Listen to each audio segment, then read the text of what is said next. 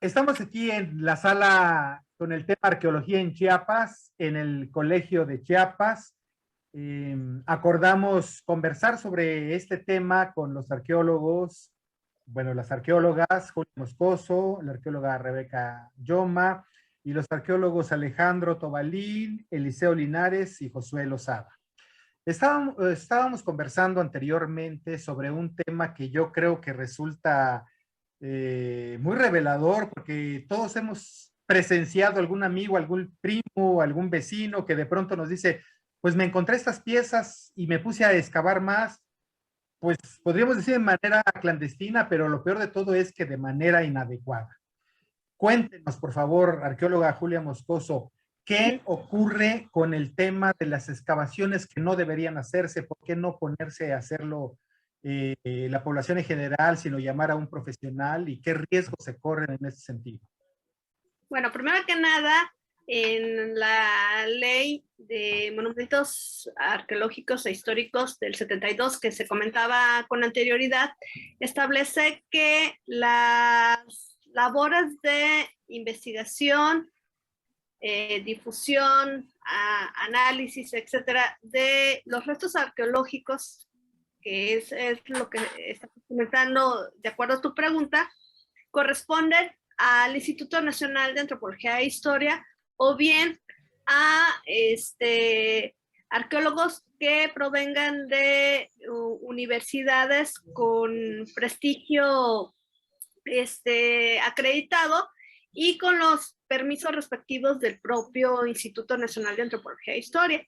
Entonces, aquí es muy importante, si como ciudadano encontramos en nuestro terreno algún resto arqueológico, ya sea prehispánico o histórico, no debemos desenterrarlos por nosotros mismos, porque como comentaba mis compañeros en el bloque anterior, ¿sí? El contexto es muy importante para nosotros, porque el contexto nos va a indicar no solo lo que pasó en ese lugar y a lo que se refiere ese objeto que estamos encontrando.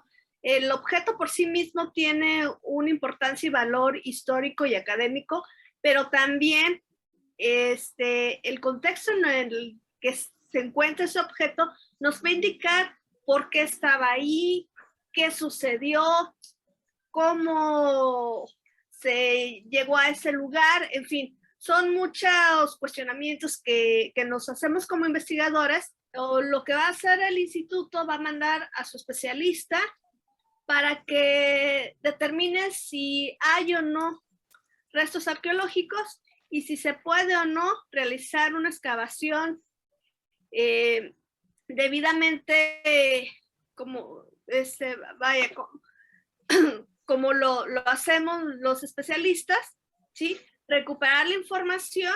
Muy bien, gracias. ¿Sí? ¿Quería el arqueólogo Josué Lozada comentar algo? Sí, cierto. Gracias. Sí, bueno, este tema creo que es bien importante el que nos estás comentando, ¿no? Que tiene que ver con el saqueo.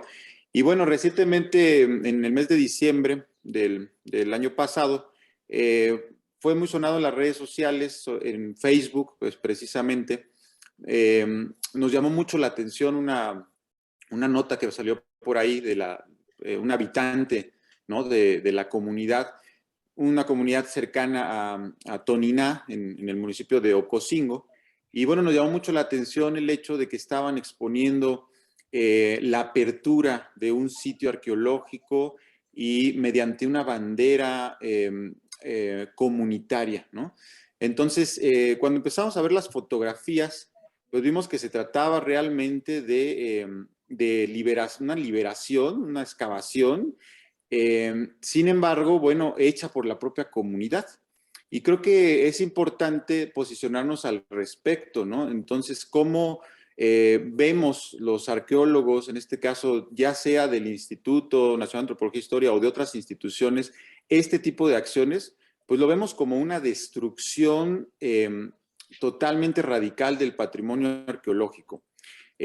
Había que comentar, entonces, lo hicimos en su momento también en las redes sociales, algunos de nosotros, donde precisamente les decíamos a estas gentes que están cometiendo un delito.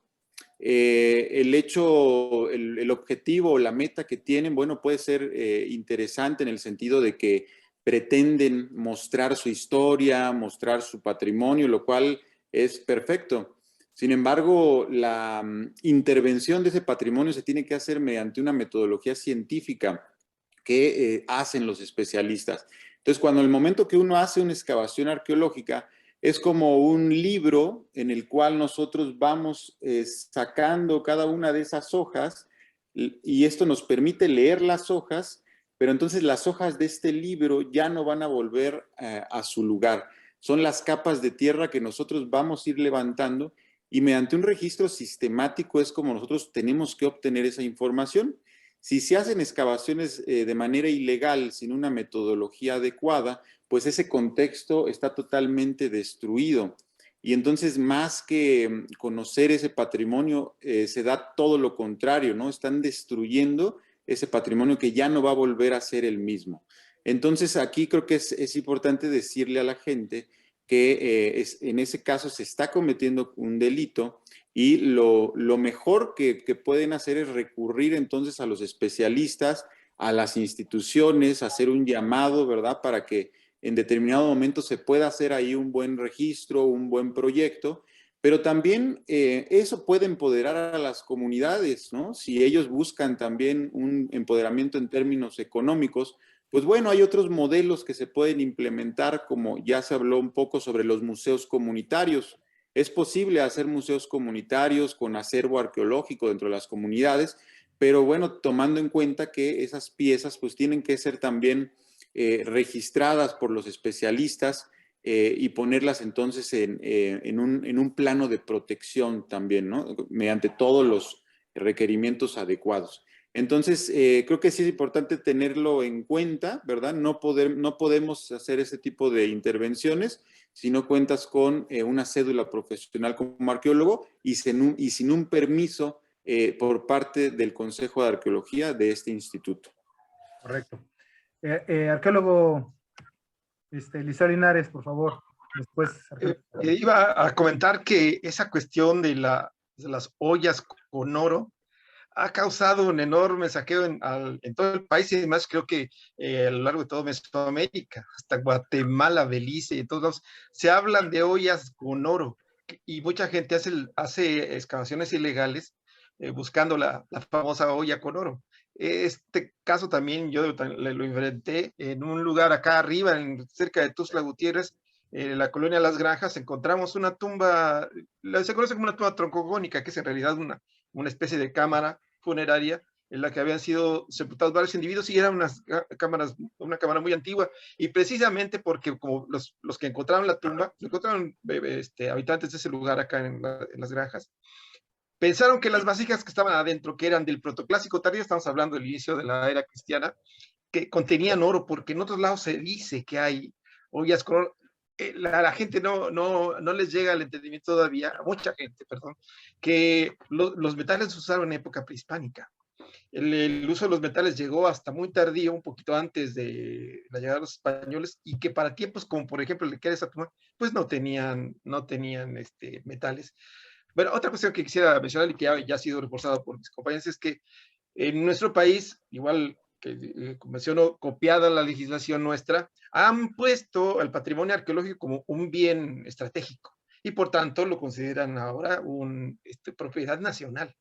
Y el hecho de que no sea atendido por especialistas, por instancias del gobierno, se considera un delito, el que se haga sin los permisos, sin la gente adecuada. Y bueno, nosotros le recomendamos siempre a la gente que si tiene algunos restos arqueológicos en su casa, pues notifique a las instancias que corresponden, en este caso en México, al Instituto Nacional de Antropología e Historia, y bueno, y que solamente las personas acreditadas tienen que ser arqueólogos, titulados, con cédula profesional, igual como sucede con los médicos. Quien tiene que hacer arqueología o hacer estudio tiene que tener una cédula profesional de arqueólogo. No puede ser cualquier cosa. Y luego resulta también que nuestro país es tan protectora la ley que dice, para hacer el estudio arqueológico de alguna área, un lugar, no solamente tiene que ser un arqueólogo titulado con cédula, sino que además esté autorizado por nuestro gobierno, por nuestra institución, que es el Instituto Nacional de Antropología e Historia, y además que tenga un proyecto aprobado. Bueno, pero regresando a lo de la olla de oro, no hay ollas de oro en los sitios arqueológicos, definitivamente no, y mucho menos en Chiapas. Hay pocos sitios arqueológicos del posclásico que corresponderían a la época en la que empiezan a manejarse los metales. Los chiapanecas lo manejaron un poquito, por ahí tenemos algunos adornitos en láminas de oro, pero nada más. No tenemos grandes joyas como sucedió con los mixtecos o con los mexicas, que eran sociedades poderosas y que además practicaban la metalurgia de manera muy intensa. Entonces, no hay ollas de oro en las zonas arqueológicas, por favor, no busquen por las ollas. Mejor recurran a pronósticos deportivos y a Lotería Nacional. Quieren hacer Sí, cómo no. Adelante, por favor, arqueólogo Tobalí. Dos cosas. Bueno, también una anécdota con respecto a las ollas de oro. En el proyecto Chicoacén, el cura del pueblo les decía que yo tenía tantos trabajadores porque habíamos encontrado una gran olla de oro y necesitábamos a toda esa gente para poder arrastrar la olla y sacarla, porque habíamos encontrado una gran olla de oro. Y también hay la creencia de que antes se habían encontrado unas coronas con joyas preciosas, y esas son leyendas urbanas que en todos los proyectos arqueológicos suceden y que en ninguno es real, ¿no? Eso por ese lado. Pero por otro lado, con respecto a lo que comentaba Lozada y Julia, es importante que entendamos a qué le llamamos contexto, porque muchas veces nosotros hablamos en ciertos términos que la gente que no es especialista pues difícilmente entiende. Supongamos, en el caso que comentaba Lozada, la gente descubre, o sea, le quita la tierra a la pirámide que localiza o a la estructura que localiza, y a lo mejor dicen, pues está bonita y queda bien, pero lo que están destruyendo es la historia de ese lugar. ¿Por qué? Porque sin que nosotros estemos ahí, como dice Lozada, quitando capa por capa, como si fueran hojas de libro, que vamos del presente al pasado, para poder descubrir quiénes lo hicieron, cuál era la función, por qué lo hicieron. O sea, toda esa historia de ese monumento que esta gente con muy buena voluntad está descubriendo, se pierde. Entonces, lo importante es precisamente que gracias a nosotros no se pierda. Entonces, igual se puede descubrir, pero si no se tiene un proyecto, como decía Eliseo y como decía Lozada, que tengan la aprobación del Consejo de Arqueología, entonces toda esa historia de ese lugar y de esa cultura que hizo esa pirámide se pierde. Y eso es bien importante que no se pierda, porque es la historia de ese pueblo, es la historia de sus antepasados, es lo que les puede dar identidad. Entonces, la arqueología no es destapar y descubrir cosas bonitas, o las ollas bonitas y las estructuras y las esculturas que en un momento dado se puedan ver en un museo y que todo el mundo diga qué bonito. Si esto no va respaldado por la historia de la gente que las creó y saber para qué las creó, qué los motivó, porque lo más importante de la arqueología es recuperar la historia de la gente común, no solo de los grandes gobernantes y de las grandes civilizaciones, sino de la gente común como nosotros, de toda esa vida cotidiana, de toda esa historia de lo cotidiano que termina siendo la historia de un país. Eso es lo más importante. Por eso es importante, no sé si sea saqueo en sí, porque se diferencia, por supuesto, lo que hizo esta comunidad, que lo que quería era a lo mejor tener un recurso económico, y como ahora está muy de moda hacer la arqueología como turismo, entonces dicen, bueno, ¿y nosotros por qué no? Sí, también está el saqueo desde hace muchos años, que venían los grandes exploradores en avionetas y se llevaban las estelas. Y se llevaban, estelas completas o partes de estructuras completas, no solo en México, sino, bueno, tenemos el Museo de Londres y museos en París que tienen incluso puertas y estructuras completas de otras culturas, ¿no?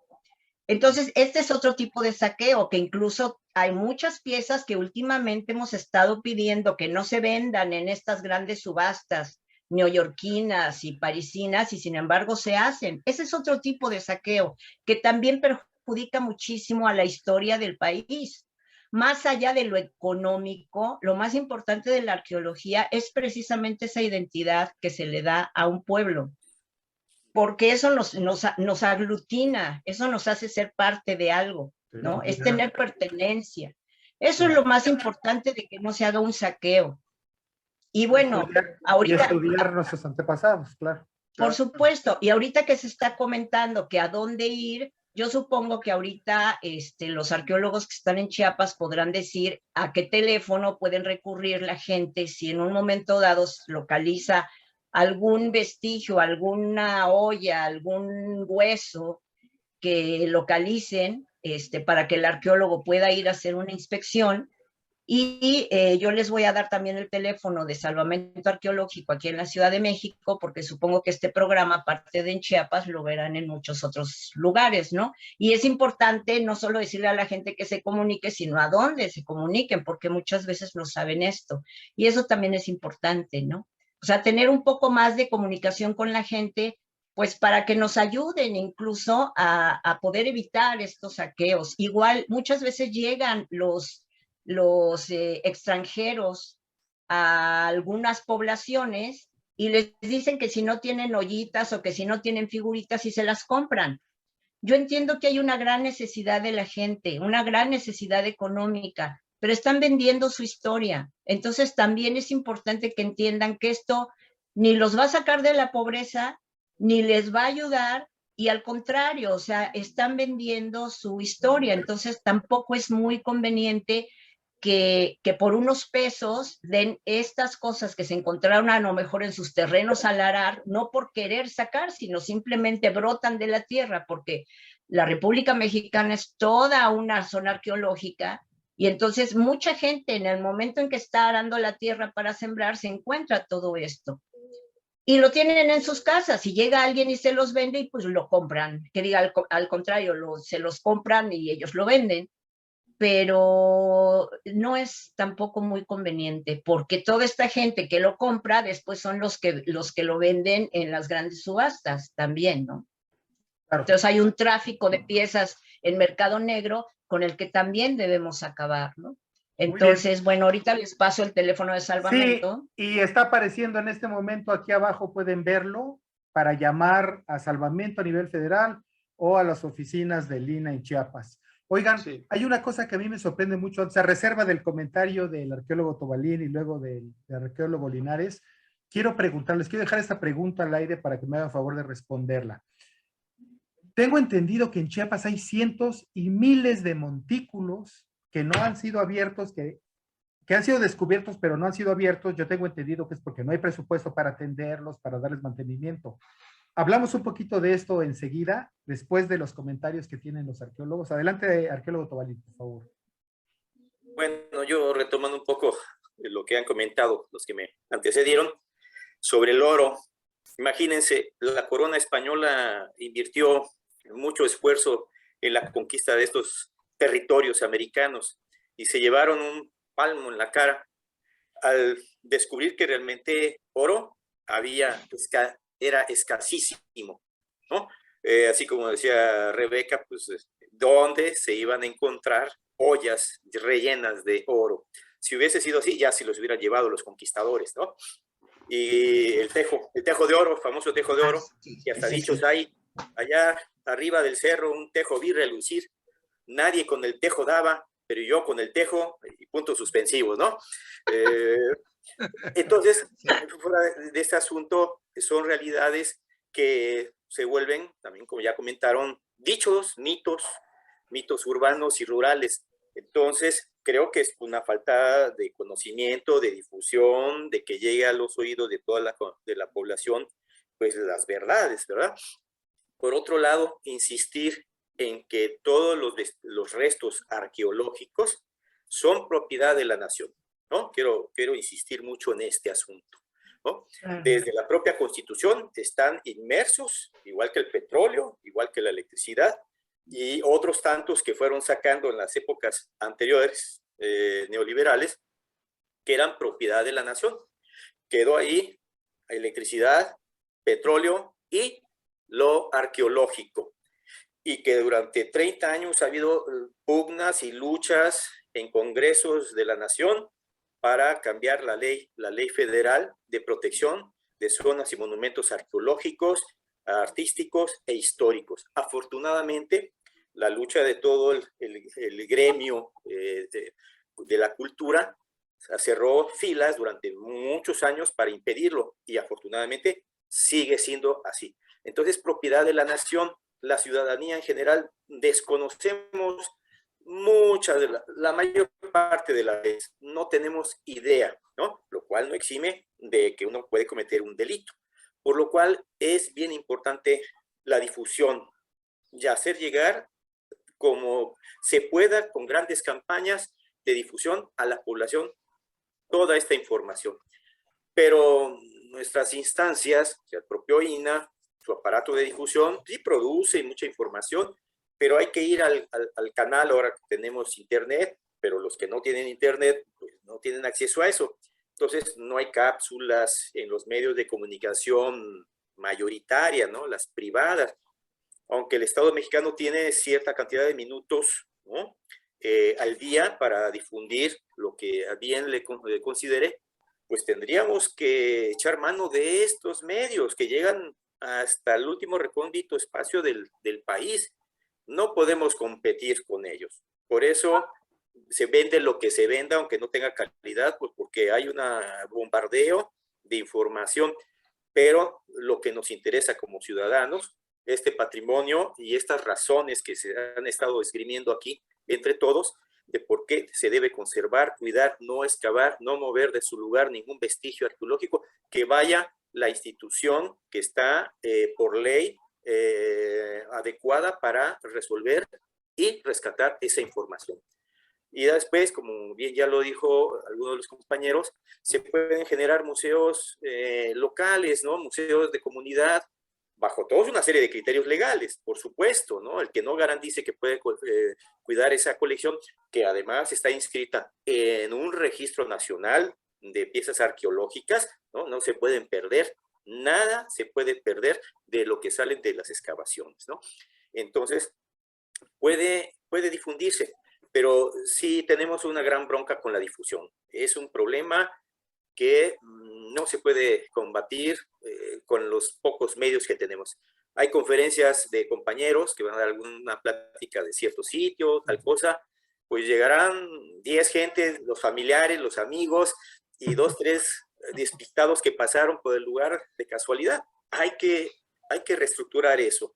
Y eso tiene que ir muy arriba, desde la presidencia, pasando por la secretaría correspondiente y el INAH, encabezado por un director que esté pugnando constantemente por defender todo esto y generar lo necesario para que podamos realizar todas estas funciones. Y le doy la palabra a los demás para seguir con el tema que esgrimiste. Muy bien, adelante, arqueólogo Linares, por favor. Sí, y yo quiero comentar, escuchando a mis compañeros, que la visión con la que se realizó la ley y luego con la que funciona casi todo nuestro instituto es la de un pasado prehispánico como si fuera un mueble de 3 pies. Uno de los pies es la identidad nacional. Se estudia el patrimonio arqueológico para dar identidad nacional o identidad grupal o identidad comunitaria, ¿no?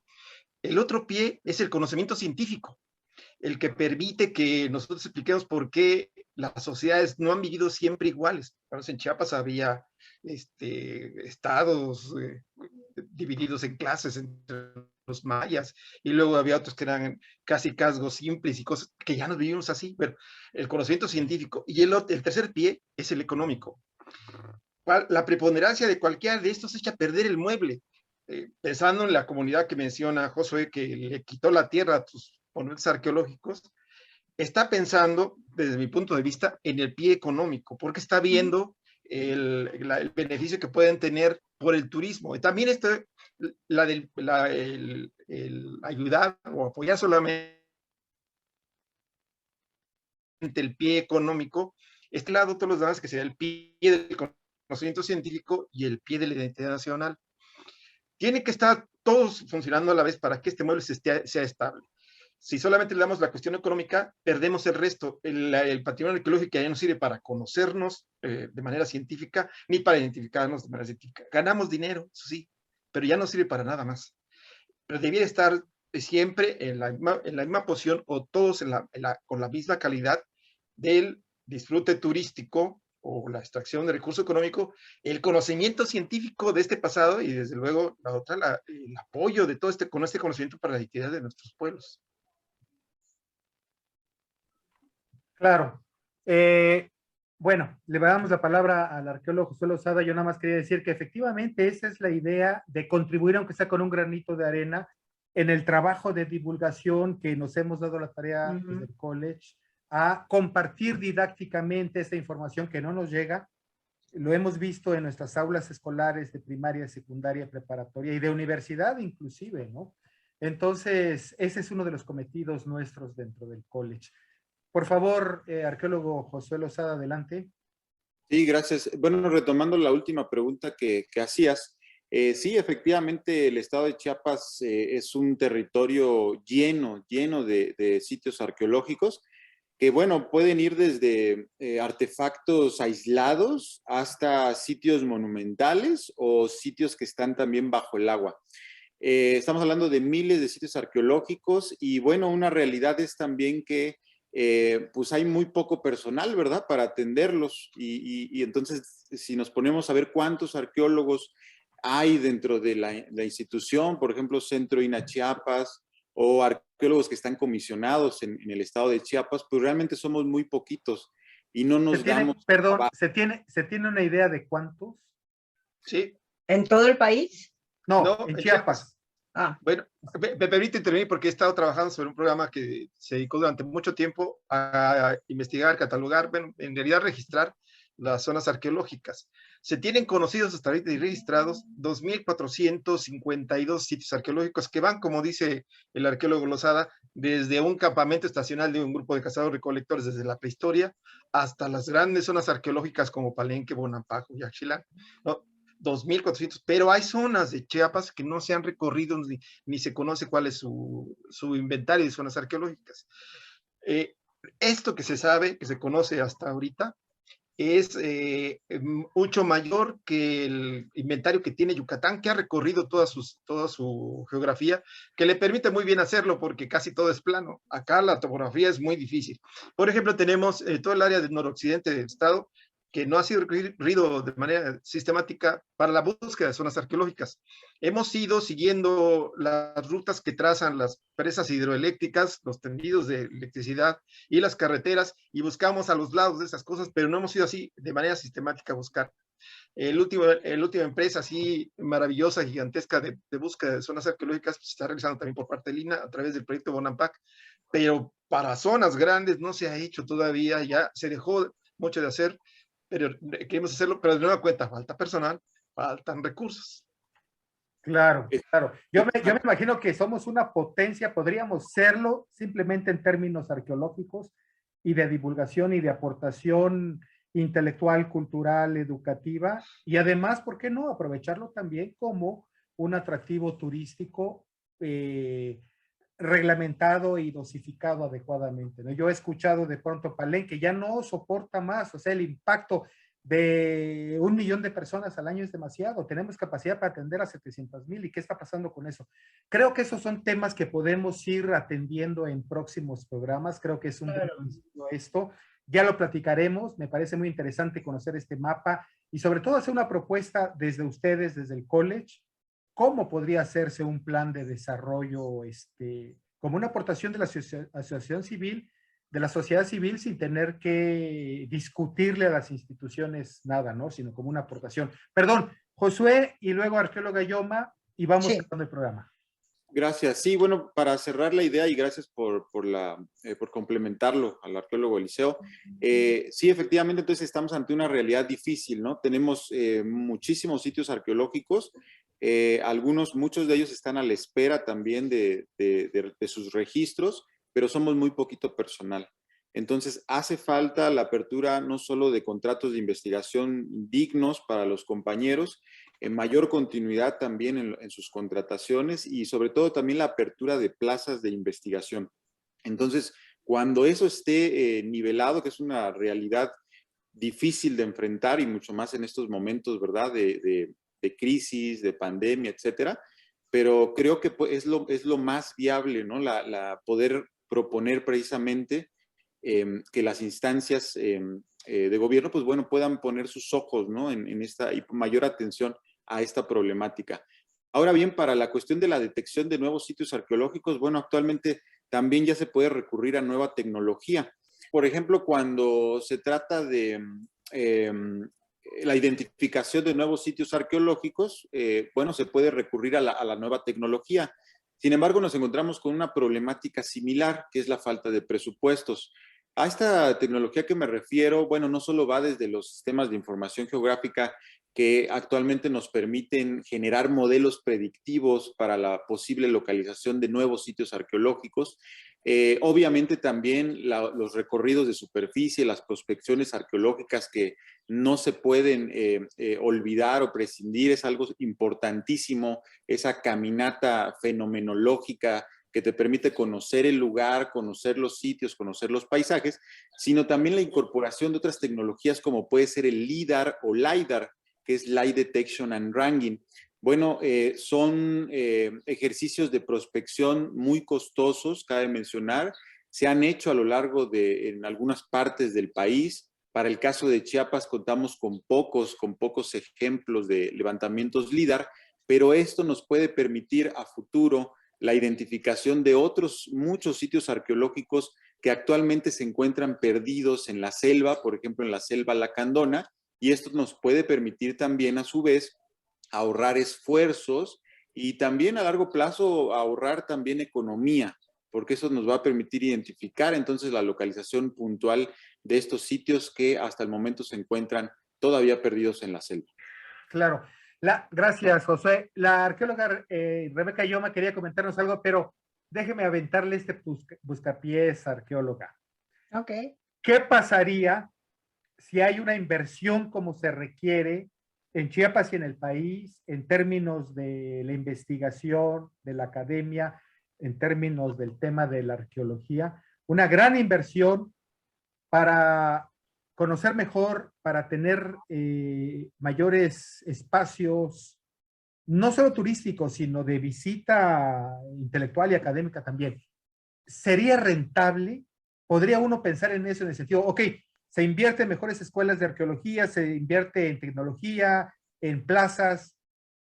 ¿Es recuperable? 100%.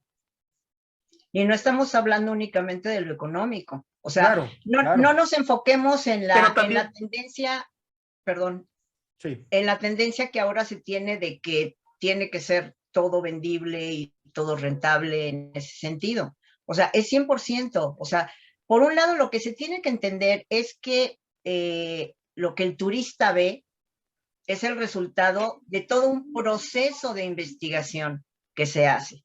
Que sin ese proceso de investigación que requiere mucha inversión, no se podrían tener ni museos, ni zonas arqueológicas abiertas, ni un montón de libros que se han escrito, con los que muchas veces se visten hasta los políticos.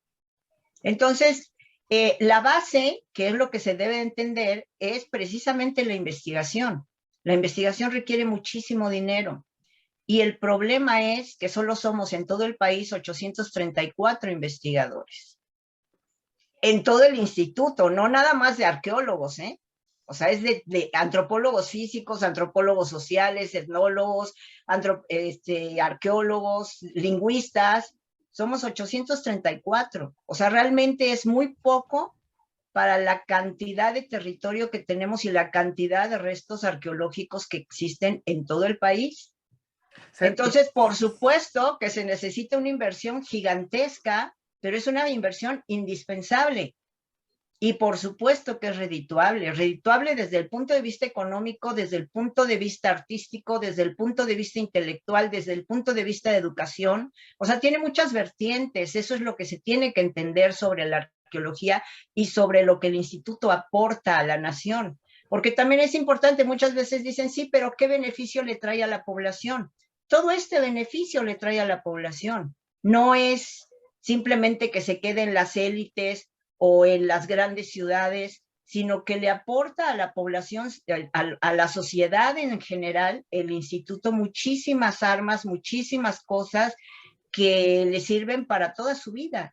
Entonces, por supuesto que es redituable, pero sí se necesita, como decía Lozada, más investigadores. Las plazas están congeladas desde hace muchísimos años, necesitamos que se abran más plazas, se necesita que los que están contratados, que tenemos todo un ejército de arqueólogos contratados, que no pueden entrar al Instituto de Antropología porque no hay bases, que tengan buenas condiciones de contrato también, que ahora están verdaderamente deplorables, con sueldos bastante de acuerdo a nuestra profesión, porque algo que también se tiene que entender es que nosotros somos profesionistas especializados. No es cualquier persona que pueda llegar a hacer arqueología o cualquier persona que pueda llegar a una comunidad a hacer trabajo social de rescatar su lengua o de rescatar su historia viva. Somos especialistas y eso es algo que se tiene que entender y muchas veces no se entiende. Como nos ven trabajando con la tierra, como nos ven vestidos sin lujos, entonces piensan pues que somos cualquier trabajador X, ¿no? Y somos profesionistas, pero además especializados. Claro. Y que por supuesto requerimos de un montón de cosas para poder hacer nuestro trabajo. Ahora, con respecto a lo que decían del registro de los sitios, hace algunos años se dio un proyecto que se llamaba Atlas Arqueológico, que lo llevaba la Dirección de Registro Público. Fue en todo el país, o sea, dio bastantes frutos, pero después se cortó, como todo en los sexenios, cuando acaba el sexenio se corta, algo bueno, ¿no? Que debió haber seguido funcionando, porque precisamente eso ayudaría a que todos estos sitios se pudieran seguir por lo menos registrando, aunque no se puedan trabajar en el momento, precisamente porque no hay presupuesto. Ahora, algo que ayuda mucho a poder trabajar ciertas áreas en el país son los grandes proyectos de infraestructura. ¿Por qué? Porque abarcan grandes áreas, pero no pueden ellos hacer o la presa, o el tendido eléctrico, o la carretera, o el Tren Maya, un gasoducto, si no entramos nosotros primero como Instituto de Antropología. ¿Por qué? Porque nosotros tenemos que entrar a salvaguardar y a tratar de que el proyecto industrial, hidroeléctrico o de lo que sea, no afecte o afecte lo menos posible el patrimonio que haya en el terreno en donde se vaya a construir. Y esto sucede si es una casa habitación también, o si es un centro comercial, o si es un hotel, o si es un parque turístico. Entonces, eso nos ayuda muchas veces a nosotros. Es como algo un poco medio bipolar, porque por un lado, por supuesto que esto va a causar cierta destrucción, pero por otro lado también nos permite poder investigar esa zona, esa gran zona, que de otra manera no se podría investigar porque el instituto no tiene el dinero para hacer estos grandes proyectos, a menos que sean proyectos sexenales o que a algún político le interese, pero casi siempre viene sesgado, como ahora el Tren Maya y la refinería y todos estos megaproyectos, por un interés que no es el de la comunidad, a fin de cuentas, ¿no? Claro. Eso es algo que quería comentar. Muy bien. Oigan, ¿qué les parece? Bueno, a ver, 1 minuto cada uno y luego cerramos con que ustedes comenten, por favor, qué proyecto están trabajando, ¿no? Okay. 1 minuto cada uno ahorita y luego qué proyecto están trabajando para que veamos qué nos corresponde en Chiapas al promedio de 25 investigadores que, según nos dice la arqueóloga Yoma, hay en el país. Ya hice más o menos cuentas. Y a cada estado le corresponde como 25. Pero no es equitativo, ¿eh? No, ya sé, claro. Pero bueno, en promedio, de todos modos, en Chiapas hay 125 municipios y imagínense, deberíamos tener cada municipio con nuestro arqueólogo y nuestro investigador. Pero bueno, adelante, arqueóloga Julia Moscoso, por favor. Tu micrófono. Tu micrófono. Ya. Retomando lo que primero comentaste, que si dieran dinero y hubiera presupuesto, en primero nos harías inmensamente feliz. A más de uno de los arqueólogos contratados principalmente, ¿sí? Y de los que tienen proyectos también serían inmensamente felices porque hubiera recursos para poder trabajar como se ha querido y no se ha podido durante muchos años. Pero bueno, independientemente de esta sátira, y retomando lo que decía Rebeca, sí es muy importante la cuestión económica para los proyectos, tanto los proyectos institucionales como los proyectos de las universidades. Pues sí, necesitamos recursos para realizar nuestra actividad, ¿sí? Necesitamos recursos para la salvaguarda de los bienes arqueológicos, tanto los monumentos arquitectónicos como las piezas que se encuentran en los museos, ¿sí? Y también necesitamos recursos para el pago y la apertura de nuevas plazas, ¿sí? En el caso de nuestro estado, o sea, sería padrísima que hubieran 25 arqueólogos, pero no hay, a lo mucho, 18, y creo que me estoy yendo demasiado. O sea, de los arqueólogos de base están aquí presentes 3 de ellos, ¿sí? Más el arqueólogo Akira Kaneko, el arqueólogo Arnoldo, Arnoldo González, Lalo. ¿Y ya? ¿Ya? ¿No hay más? 6 de base. Sí, nosotros somos contratados. Oigan, ¿y con base en qué? Bueno, gracias, arqueóloga. Base por Con el arqueólogo Tobalí, Linares, Lozada y la arqueóloga Rebeca Yoma. Bueno, yo quería hacer una correlación sobre si es redituable o no, que acaban de tomar el tema. Habría que preguntarse, ¿cuánto vale la identidad? exactamente. ¿Cuánto vale? ¿Y cómo es ¿Cuánto vale eso? No hay manera. la identidad? Porque el estudio arqueológico en buena medida está conectado con eso. Es generarnos identidad, reforzarla, sentirnos orgullosos de nuestro pasado nacional, estatal, regional, del barrio, ¿no? Entonces, eso no se ve, o sea, no se cuantifica, pero es un valor extraordinario, ¿no? El mantener unión, identidad colectiva, Social. algo y muy importante socialmente. Entonces, por eso es que como patrimonio, el Estado mexicano tiene que invertir para mantenerlo, para investigarlo, para difundirlo. Es como nuestro propio patrimonio constructivo, nuestra casa, ¿no? Se la dejemos a nuestros hijos o quien sea. Ese patrimonio tenemos que invertirle, no esperar que alguien venga y nos lo arregle. Tenemos que invertirlo. Y en ese sentido, hago este parangón, como el Estado mexicano tiene que mantener lo necesario para que no lo perdamos. O sea, la cultura es fluctuante, cambia continuamente. Entonces, si a nuestros hijos, ¿no?, a las generaciones que vienen, no les inculcamos nuestros principios, las costumbres, tradiciones, pues es muy fácil que se vayan perdiendo, modificando por otros entes, ¿no? La información es masiva hoy en día y nos trae una serie de cuestiones ajenas, en principio, a nuestras costumbres. Es irremediable, pero podemos mitigarlo y reforzar ciertos puntos, ¿no? La cultura, ¿no?, está en ese mismo sentido. Entonces tenemos que invertirle el Estado. Y obviamente 6 arqueólogos de base, que a través de un concurso de oposición abierta, todos nosotros concursamos contra el que quisiera ante un proyecto, un tema que se dio, y bueno, tuvimos afortunadamente la posibilidad de obtener una plaza federal. Entonces, somos 6 arqueólogos de base en el instituto, en el estado de Chiapas.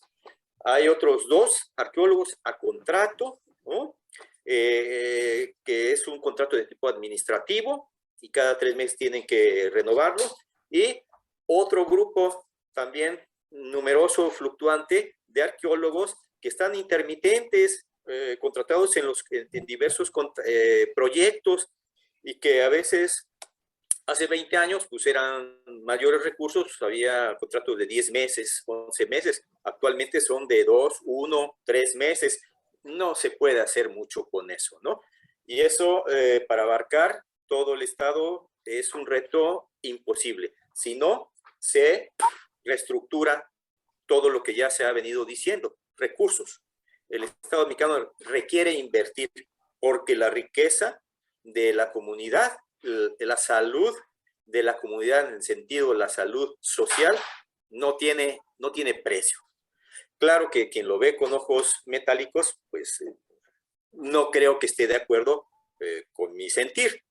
Pero, pues si vendemos la gallina de los huevos de oro, pues se va a acabar. O sea, quien quiera manejar una zona arqueológica, un museo, tener disposición de piezas que salgan y se extraigan, se vendan, ¿no? Hacer un propio negocio, pues nos quedamos sin ese patrimonio que es de todos, ¿no? Hay un pedacito mío que es de Palenque, hay un pedacito tuyo que es de Palenque, y hay alguien que tiene que cuidarlo y organizarlo. Y en ese sentido es que por eso que la institución como el INAH, que el día 3 de febrero recién cumplió 83 años, y debemos reforzarlo, pero más en el ámbito de la conservación, de la protección, de la difusión de este patrimonio para todos. Colateralmente viene la derrama económica, ¿no? Hoteles, hoteleros, restauranteros, la gente que se dedica al turismo. Y bien organizado, porque ese es otro problema. Siempre hay un monopolio, no se reparte adecuadamente. Comunidades que reclaman lo propio, por ese ejemplo que decía Josué, de cercano a Tonina, pues creen que van a hacer su gallina de los huevos de oro, tener una pequeña zona arqueológica, cuando lo que están haciendo es todo lo contrario, destruir parte de su historia y pues mercantilizar lo que no es mercantilizable, es patrimonio. Que tiene un valor mayor y una categoría mayor. Claro. Gracias, arqueólogo. Adelante, arqueólogo Linares. Sí, también en el mismo sentido, pensando en esa estructura de 3 pies, la que ya trató, por ejemplo, el arqueólogo Alejandro Tobalín, sobre el pie económico, el turismo. Ahí están las concentraciones de hoteles alrededor de las zonas arqueológicas, las ventas de artesanías y recuerditos, la visita misma al sitio, ingresos al país por divisas provenientes del turismo. También, bueno, lo de la entidad nacional que él mencionaba, y luego lo del conocimiento científico. ¿Qué se produce? Porque ahí casi siempre viene la pregunta, y siempre viene de parte de los gobernantes, ¿para qué sirve la arqueología? Bueno, tiene esos 3 valores: valor identitario, valor económico por vía de turismo y otras cuestiones, y el valor científico. Y decimos que pensando en las cosas que produce la arqueología, es conocimiento para abatir ideas falsas, mal concebidas, o cosas que han puesto míticas por parte de diferentes religiones, y aporta además sobre el conocimiento de las sociedades, cómo surgen, cómo cambian, qué cosas las hicieron aparecer y qué cosas las hicieron desaparecer, que acaba siempre en publicaciones, en libros, en guías, en museos. Produce, por supuesto, la arqueología, y el valor económico es bastante alto, vemos, ¿no? Pero tiene que estar reforzadas las otras 2 partes de la estructura para que esos 3 soportes mantengan la estructura completa. De lo contrario, no sirve. O sirve solamente por unos fines, pero sacrifica a los otros 2. Sí, muchas gracias. Gracias. Arqueólogo Josué Lozada. Sí, bueno, creo que ya sobre este tema ya se desarrolló bastante, y bueno, solamente mencionar eso, ¿no? Que el valor del patrimonio es un valor que va más, obviamente, más allá de lo económico. Es un valor que tiene que ver con lo simbólico, que es algo invaluable. El tesoro más grande que tiene la gente que está buscando esas famosas ollas de oro, pues es su propia identidad. Y si de nosotros depende la conservación, la investigación y también la divulgación de ese patrimonio, entonces pues también nos queda una gran responsabilidad a los arqueólogos, pero también a las propias comunidades, ¿no? Que podamos integrar es un buen canal de comunicación, un buen puente de comunicación. Nosotros, yo siempre lo he dicho, somos como una suerte de intérpretes del patrimonio cultural.